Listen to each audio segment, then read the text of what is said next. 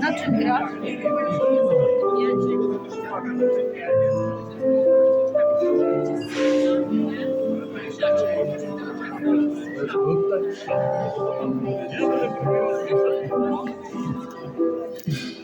To potem Chodź do mnie. A ty nagrywasz tak.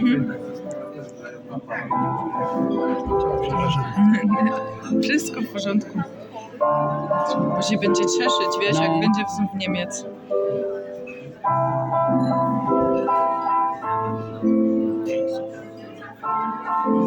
No teraz następnie zobaczcie sobie. Nie przygotowałeś, to jeden mi się uszkodził.